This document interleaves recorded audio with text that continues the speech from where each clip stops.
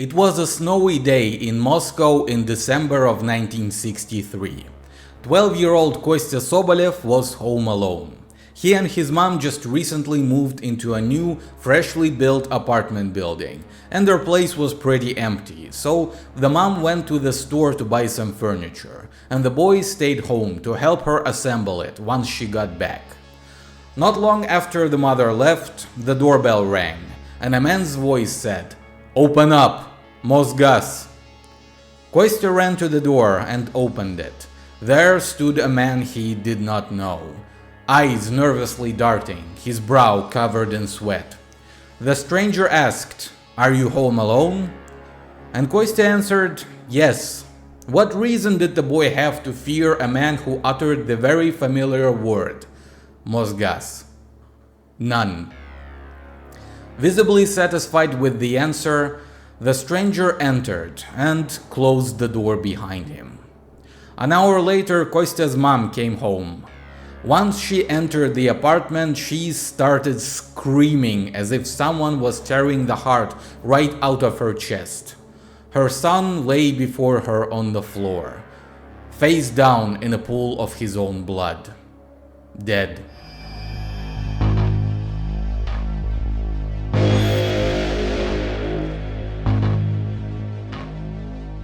Привет! My name is Andrei, and I am here to tell you grim, mysterious, and often pretty depressing stories from the lands of the former Soviet Union. Today's story is about a serial killer whose brutal murders terrified the citizens of Soviet Moscow right before the New Year's holidays. It's a very famous case in Russia. There's even a TV series loosely based on it that came out in 2012. It is often said that the MosGaz killer was the first serial killer in the history of the Soviet Union, which isn't true. Technically, Vasily Komarov was the first one. You can watch my video on him later if you'd be so inclined. And MosGaz wasn't even the second or the third. There were others both before and after the Second World War, or the Great Patriotic War as we call it in Russia. Yet the Communist Party line was crime itself, and serial killers especially are a product of the decaying Western capitalist dystopia and just couldn't happen in a communist state, which is evidently not true. It was back then very much like it is now. Leftists believing that if they proclaim their fantasies loudly enough and a multitude of times, these fantasies will somehow impose themselves upon reality. Endless evidence to the contrary be damned.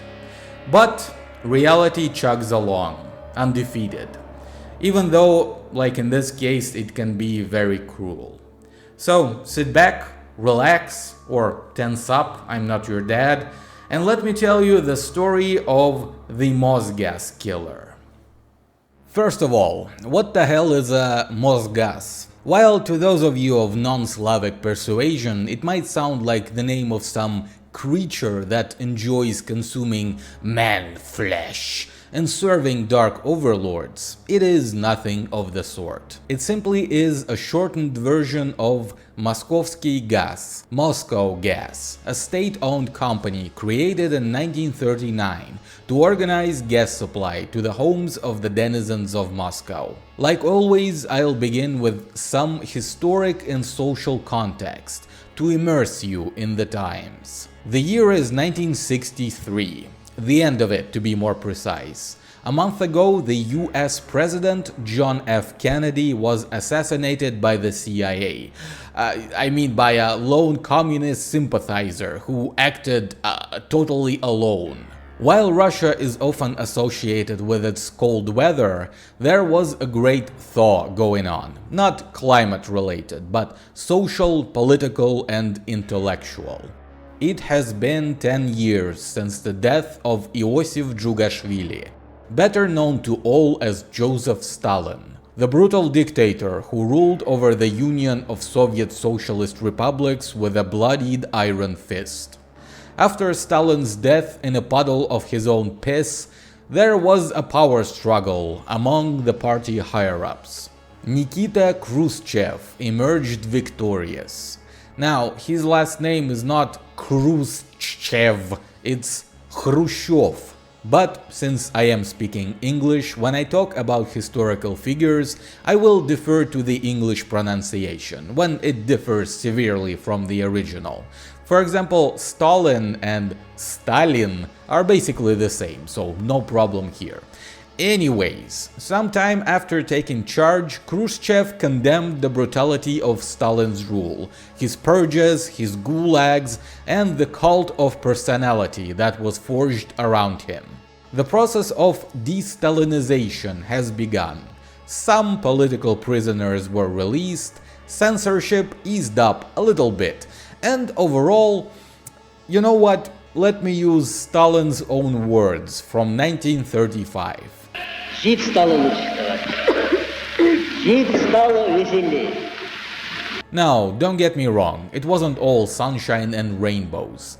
The Cold War was in full swing. The Cuban Missile Crisis happened only a year before, with the world almost getting bathed in nuclear flames. The USSR was still a totalitarian socialist regime, and the Iron Curtain, separating Soviet people from the rest of the world, was standing strong, and will continue to do so for many years. But still, things were looking up for Soviet citizens in 1963. Moscow was the heart of the Soviet Union, socially, culturally, and politically. It was the capital. All of the important party officials lived and worked there. The Kremlin was there, the Bolshoi Theater. The intelligentsia resided in Moscow, the scientists, the writers, and other pillars of culture and progress. Stores were much better stocked, there were fewer food and goods shortages in the capital. The general quality of life was better. It was the place to be for anyone with ambition in the Soviet Union. I would say that, while diminished, Moscow these days has the same status in Russia. People often joke, Moskva не Россия. Moscow is not Russia, meaning that the capital city is like a different country within the country, and it's only partially a joke. Nikita Khrushchev is known for a lot of things, like banging his shoe on the desk during a United Nations session in New York, or his unbridled love for corn.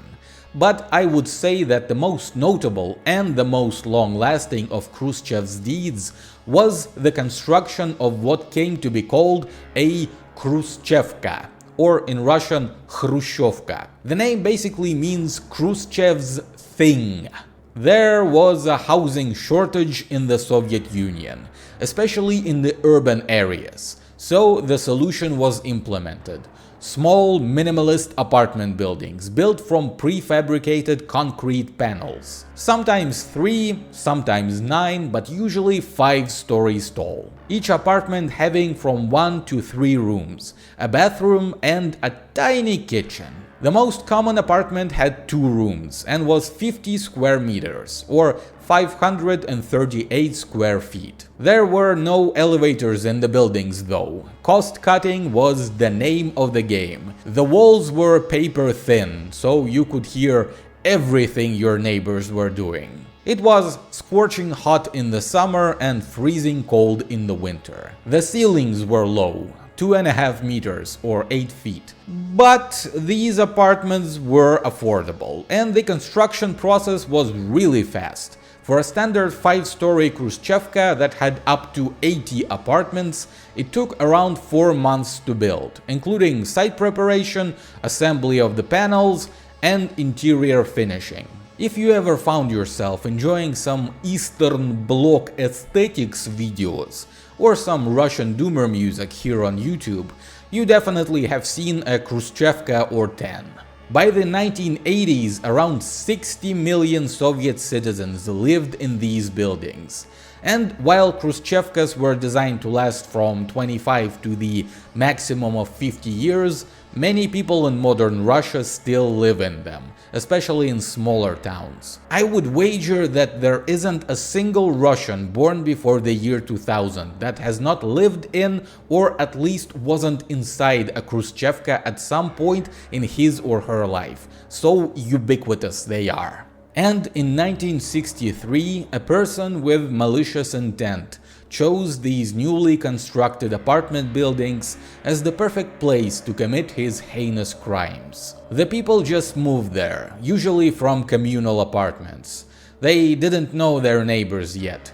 Some people were in the process of moving, so a random guy walking around wouldn't raise any suspicion. The first murder happened on the 20th of December in the Sokol district, in the northwest of Moscow. The 12-year-old Konstantin Sobolev, as I mentioned in the beginning of the video, was home alone, waiting for his mom to come back. The killer rang the doorbell and Kostya, that's the short version of the name Konstantin, opened the door without even asking who's there. You gotta understand that while the Soviet Union had crime, both low level like street hooligans who'd beat you up if you looked at them funny, and higher level like, say, organized gangs of smugglers, they were few and far between compared to the criminal free-for-all that would be Russia after the fall of the USSR, or even arguably compared to the Western countries of the times. The killer introduced himself as an employee of MosGaz, here to check the gas meter. He was dressed in a black coat and an ushanka hat. This did not arouse any suspicion in Konstantin's mind. It was an absolutely normal occurrence. So he let the strange man inside. Once the killer confirmed that the boy was alone in the apartment, he took out a hatchet and attacked, delivering multiple blows to the defenseless child. When Kostya's mom came home and saw her son dead, she had a mental breakdown, from which, according to her neighbors, she would never recover. She would also never again enter her new apartment, choosing to move to her relatives. The brutal murder of a kid in Moscow, in broad daylight no less, was an absolute outrage.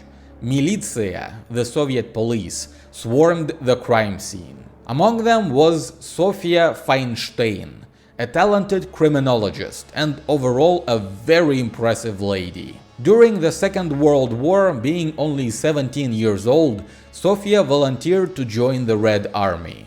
Knowing a bit of German from school and later improving her knowledge of the enemy's language, she would be responsible for counter-propaganda. Basically, she would broadcast through a loudspeaker on the front lines, urging German soldiers to surrender. She also participated in organizing the Road of Life, a route across Lake Ladoga that carried supplies to and evacuated women and children from the besieged city of Leningrad. Over the course of the war, she fought from Leningrad through Belarus, Poland, and up to Berlin, earning many medals along the way. After the war, she returned to Moscow and studied criminology. And now, in 1963, she was at the scene of the crime. The investigation of the murder began. Very quickly, it was discovered that there was also a burglary. 60 rubles were taken by the killer. A somewhat significant sum, a monthly paycheck of a common worker. For reference, a loaf of bread was 13 kopecks. Kopek or kopeyka is to a ruble like a cent to a dollar. A carton of 10 eggs was 1 ruble, a bottle of beer was 32 kopecks, and a brand new Zaporozhets ZAZ-965 would set you back 1800 rubles. Apart from the money, 3 items were missing. A sweater that belonged to Kostya, a bottle of perfume, and sunglasses. A weird selection that confused the policemen. The other residents were interviewed and said that all morning a man from MosGaz was walking around the apartment building, checking gas meters and stoves, behaving a little strange and talking in a low voice. The police contacted the Moscow Gas Company and confirmed that none of their employees visited this street on this day. Sofia was the one interviewing the witnesses, but many of them gave contradictory descriptions of the man, and others didn't bother to take a good look. Strangely enough, the best witness turned out to be a 9-year-old kid, Volodya Teplov, Volodya being a diminutive form of the name Vladimir. The boy was definitely born under a lucky star, because he lived only a couple of floors down from Kostya, and the killer visited his apartment first.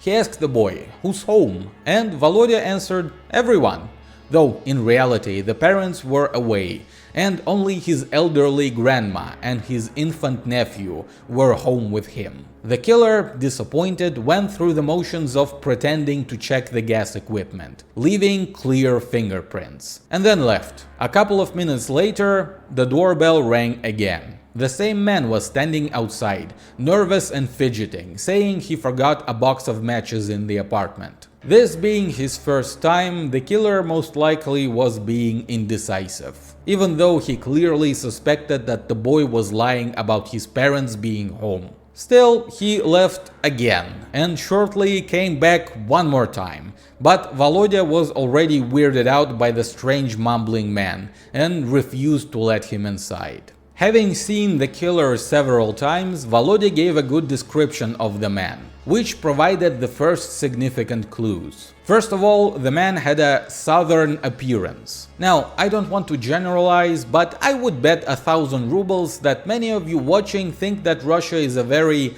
ethnically homogeneous place, filled to the brim with, well, Russians. You would be wrong. While Russians comprise about 70% of the population, there are over 190 different ethnic groups that live in Russia. Groups like Tatars, Bashkirs, Chechens, Yakuts, and so on. And when we talk about the Soviet Union, which included many non-Russian majority republics like Tajikistan or Azerbaijan, now separate independent countries, the number of ethnic Russians in the USSR was about 50%.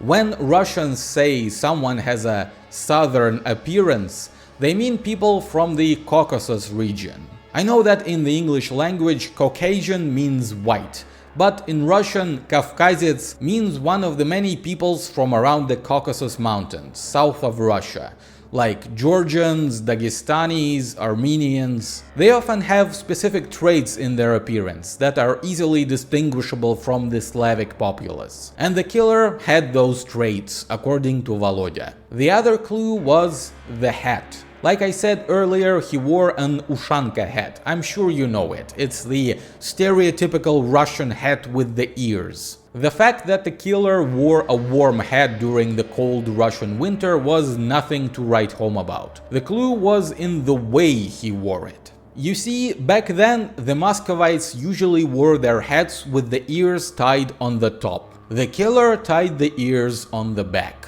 A small clue, some would say insignificant, but one further pointing that he wasn't from around Moscow, which turned out to be true. Sofia then used a very new technique at the time, a face composite. These days it's a common way to get a criminal's face plastered all over town, so watchful citizens know who to look out for. It's impossible to say for sure if the MosGaz killer case was the first time, but it definitely was one of the first times this technique was used by the Soviet law enforcement. Sofia, of course, didn't have the modern digital tools. She just had scissors and a bunch of photographs. The process was slow, and the witness, being a 9-year-old child, got tired and started doubting himself. It seemed that they wouldn't be able to get a clear depiction of the killer's face. But then Lady Luck smiled upon little Volodya once again. A policeman entered the room, and the boy got really tense, following the man with frightened eyes.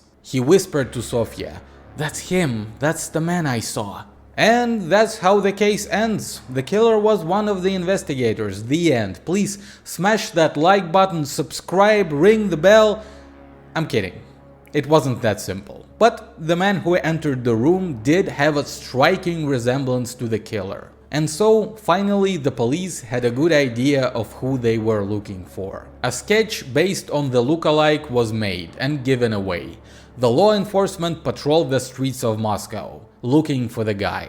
The problem was, the killer wasn't in Moscow anymore. On the 25th of December, 5 days after the first murder, he struck again. This time in the small town of Ivanovo, 300 kilometers or 200 miles from the capital. Ivanovo is known as the City of Brides, due to a booming textile production in the beginning of the 20th century, attracting many female workers and skewing the population gender balance for a time. So people would joke that you gotta go there to find yourself a wife. Those days are long gone, but the nickname stuck, even reflected in the town's coat of arms. The killer used the same modus operandi, choosing newly built Khrushchevkas, introducing himself as the MosGaz employee, and going door to door, searching for people who were alone in their apartments, and who couldn't possibly put up a fight. First, he killed the 12-year-old Mikhail Kuleshov and stole a jacket, a shirt, some bonds, and 2 ballpoint pens. The killer then went to an apartment building on another street, where he murdered a 74-year-old woman, this time stealing a measly 70 kopecks and a pocket flashlight. In the same building, he attacked the 15-year-old Galina Petropavlovskaya. He raped the girl and then struck her with the hatchet 9 times on the head. From the apartment, he stole a sweater, a blouse, a shawl, and 90 rubles. Galina, despite horrific injuries, somehow survived. When the Moscow investigators heard about the attacks in Ivanovo, they drove there right away. Sofia interviewed barely conscious Galina, showed her their sketch, and confirmed that this was the same guy. The poor girl also gave another clue. She noticed the killer's hands were well groomed, soft and without calluses, not the hands of a worker. After the attacks in Ivanovo, 3 victims in a single day, the case became a priority for the Soviet police. While the regular policemen, enraged by the murder of children, were tirelessly searching for the killer, the higher-ups had a whole other problem. Despite the regular efforts of suppressing the information about criminal cases in the press, this time the news spread like wildfire among the citizens. Everyone was talking about it. People were scared to open the doors to anyone from the gas company. Moscow was in an uproar, and it looked very bad for the Soviet party leaders. It was just a matter of time before the foreign press would learn about the murders, despite the information blackout. This was unacceptable. USSR was on its way to communism. It was the country of Yuri Gagarin, the first man in space, not the country where murderers ran amok. Worst of all for the apparatchiks was the fact that Nikita Khrushchev himself learned about the case and was demanding results now. Yet 3 more days will pass, and on the 28th of December another life was taken. Again in Moscow, in the same Sokol district as the first murder. 11-year-old Alexander Lisovets was the victim. When the killer struck Alexander with the hatchet, the boy tried running away to the bathroom. But before he could lock the door, the man chased him down and finished the job. There are photos of the victims, by the way. I can't show them to you, obviously, and even if I could without nuking my nascent channel, I wouldn't. And I don't recommend searching for them as well. Looking at pictures of dead children lying in pools of blood, their eyes devoid of life, is not good for the soul, I don't think. The killer this time didn't even manage to steal anything. The door to the main room was locked, and he couldn't find the key nor break it open. Despite armed policemen patrolling the railway stations and other public places, despite random ID checks on the streets, and the law enforcement staking out dozens of newly built Khrushchevkas, the now very much serial killer somehow evaded capture. The investigators, based on the brutality of the murders, made an assumption that the killer had to be previously convicted. No normal person would randomly start murdering kids with a hatchet. They would go to the archives and check hundreds of files by hand, searching for someone who looked at least somewhat similar to the sketch they had, but came up empty-handed. And so, the year 1963 came to an end. The New Year's celebrations darkened for many by the murderer stalking the streets of Moscow. A week after the beginning of the new year, on the 8th of January 1964, there was another murder. Not far from the previous ones. Again in the northern part of Moscow.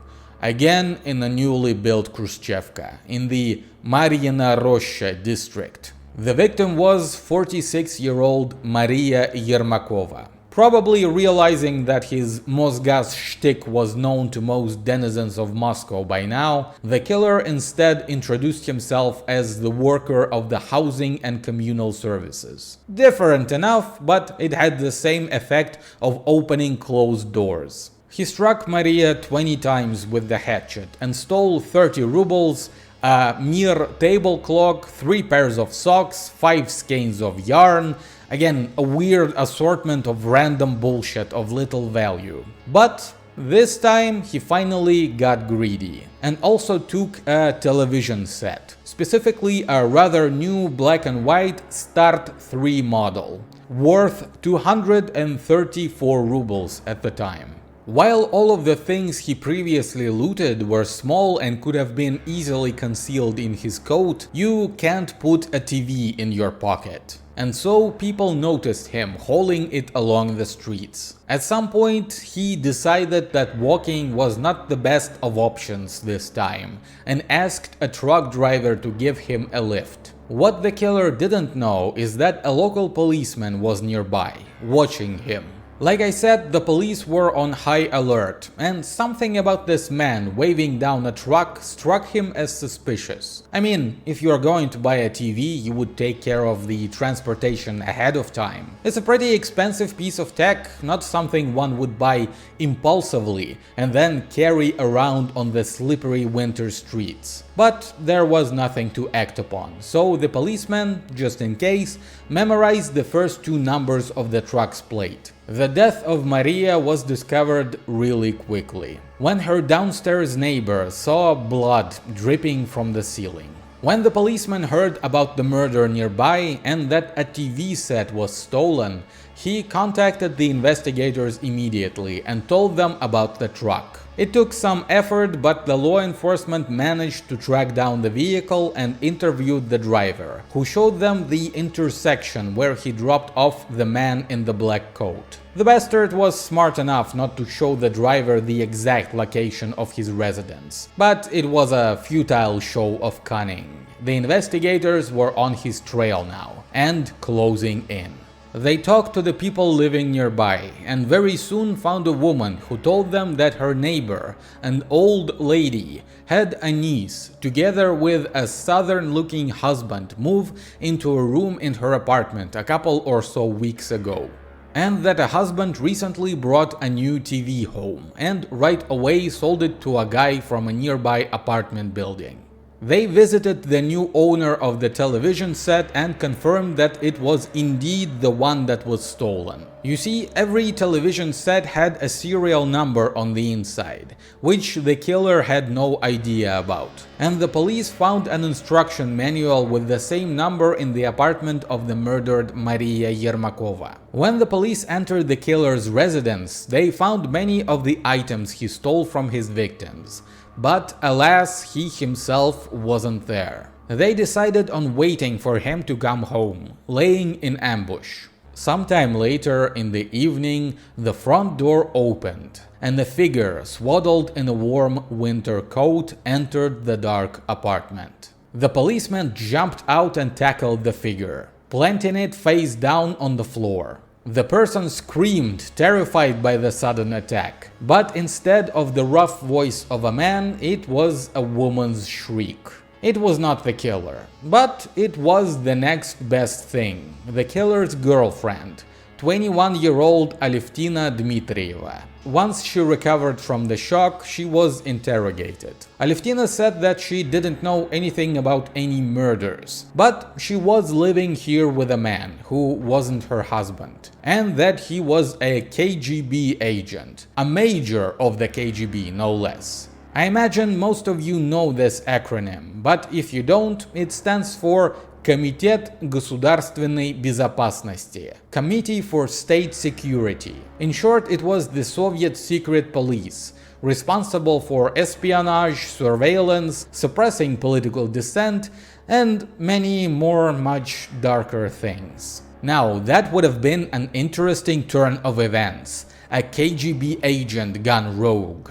Well, not that rogue. They were well known for executions and assassinations, both domestically and abroad. But the targets were mostly dissidents, not random children and grandmas. The investigators contacted the KGB and received the answer that there were no agents with the name Alevtina gave them. So, where was he?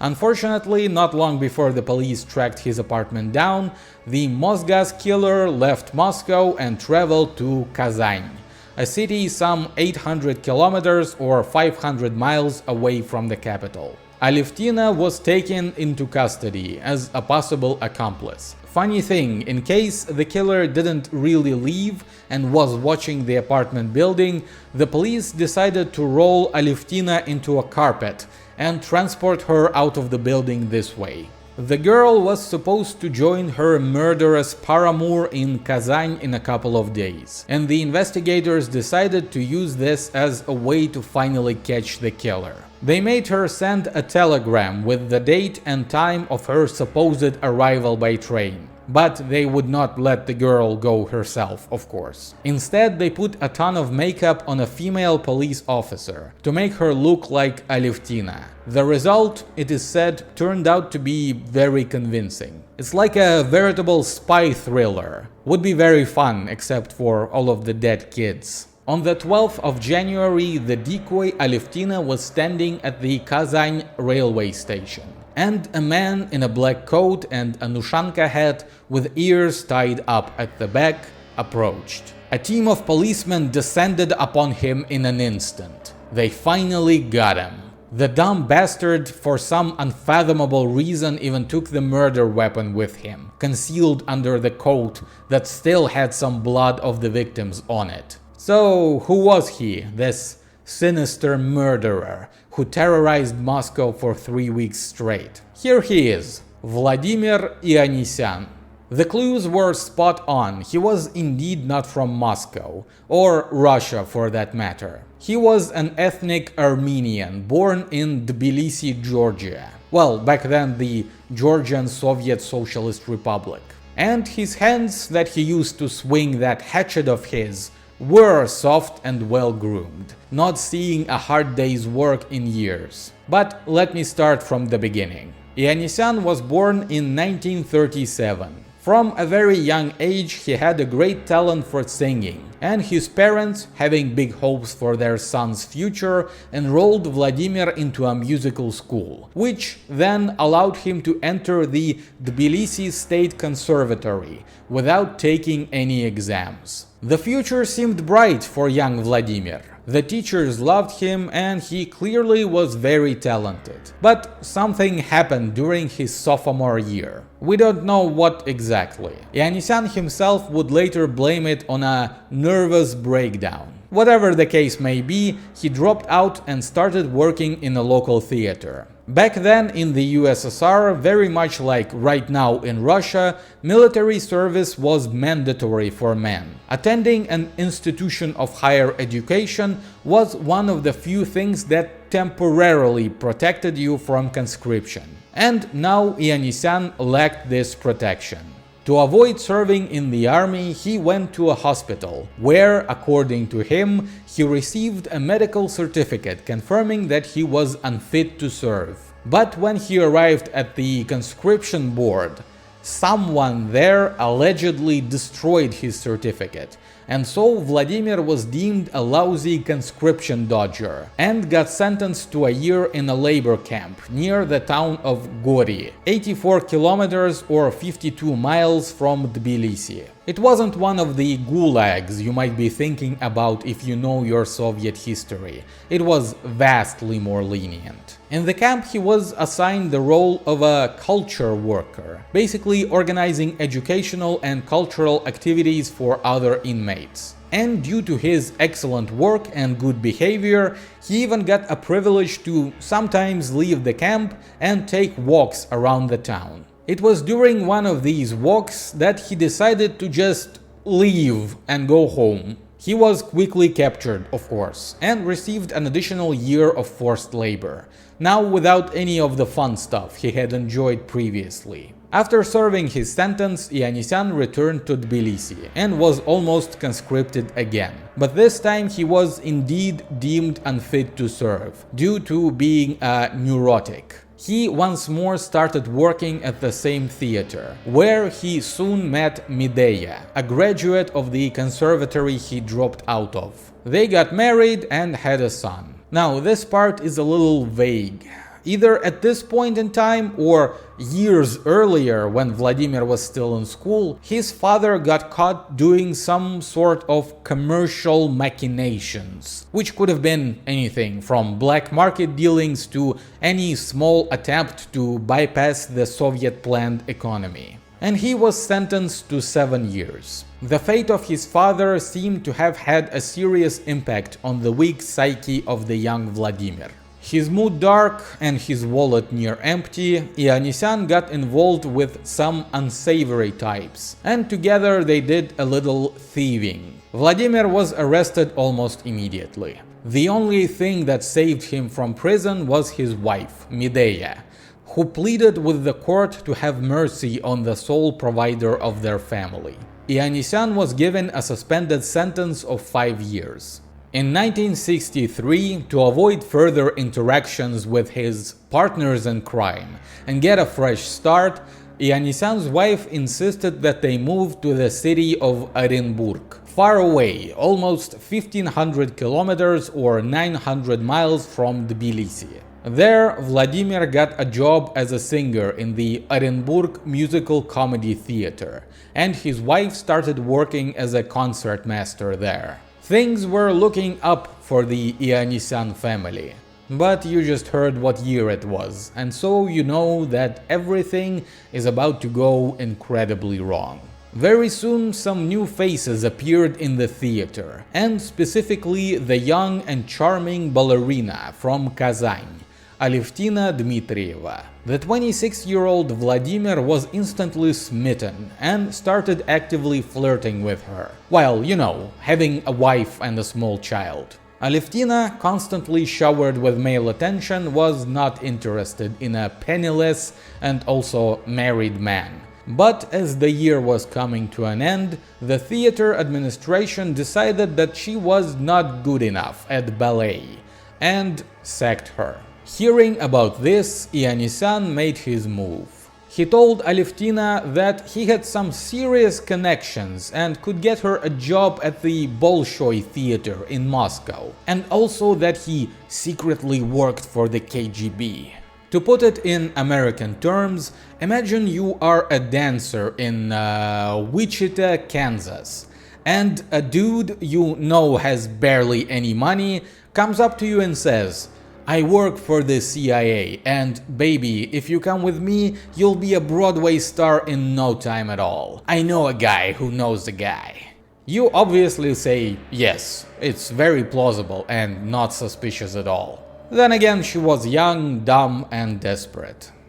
And so they ran away together, first to Ivanovo, where Ioannisyan did have some connections, and planned to use them to get work at a local theater. It didn't work out. Thus, they traveled to Moscow. Right at the railway station, they met an old lady who offered them a cheap room for rent in her apartment in Mariina Roshcha. To conceal her dealings from the authorities, the granny told her neighbors that the young lady was her niece, and the man was her niece's husband. Once they settled in, Alevtina started demanding the promised career in the Bolshoi theater, but Ioannisyan told her that he was conducting a secret KGB mission right now, and they had to lay low for a while. Meanwhile, the meager amount of money he had was quickly evaporating.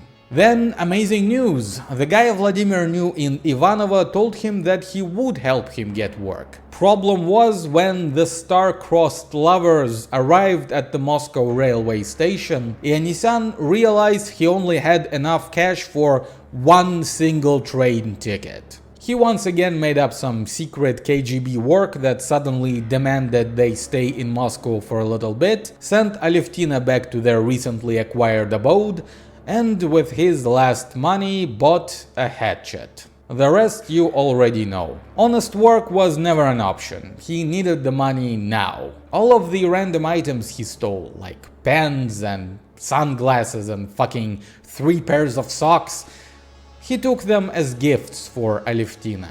When captured and interrogated by the police, Ioannisyan confessed to everything right away. But even without the confession, they had him dead to rights. The fingerprints he left at the scene of the first crime, his hatchet, the blood-splattered coat, the stolen items. Volodya Teplov, who narrowly escaped being the first victim, pointed at Ioannisyan during the lineup, and so did other witnesses. His fate was sealed even before the court hearings began.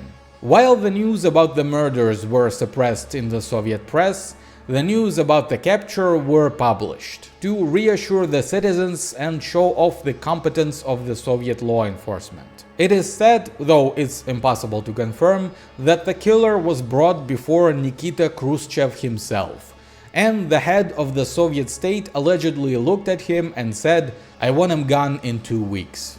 Whether it's true or not, Ioannisyan was judged and sentenced incredibly quickly, and the trial was closed to the public to avoid sensationalizing and also possible ethnic tensions, considering Ioannisyan's origin.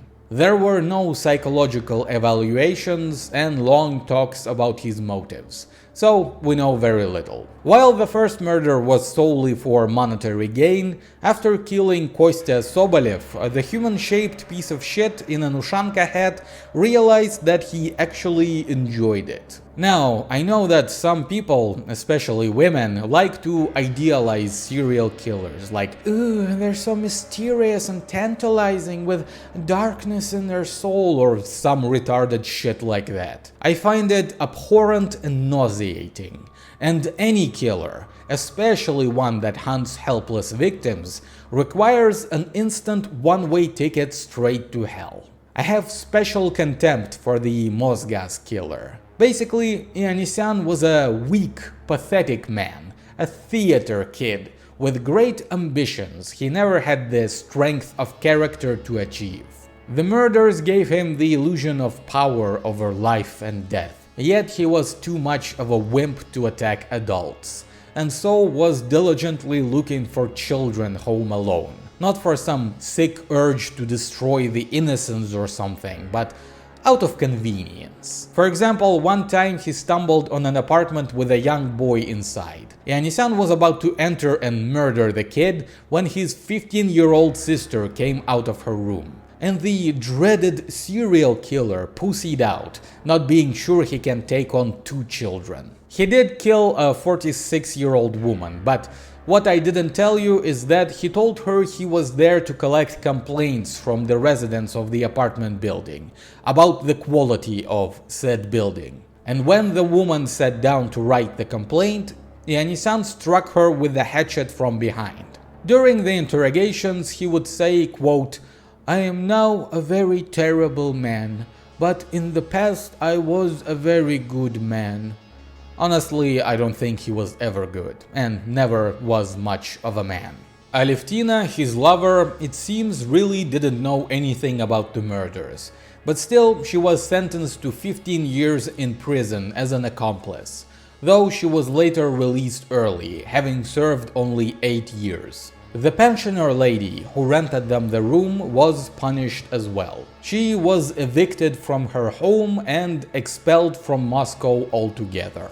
On the 31st of January 1964, at 11 p.m., 42 days after the first murder and 90 days after his capture, Vladimir Ioannisyan was made to kneel in a small room at the Butyrskaya prison. An executioner stepped behind him and with a single pistol shot to the back of the head ended his sordid life. The MosGaz killer remains one of the most infamous in the history of the Soviet Union, overshadowed only by the horrific deeds of Andrei Chikatilo some 20 years later. But that's a story for another time. Thank you so much for watching. I'd appreciate it if you subscribed, left a like and perhaps a comment. If you were wondering what's up with the Band-Aid, I had a little gardening accident. I am getting old. Anyways, I'll see you around. До свидания.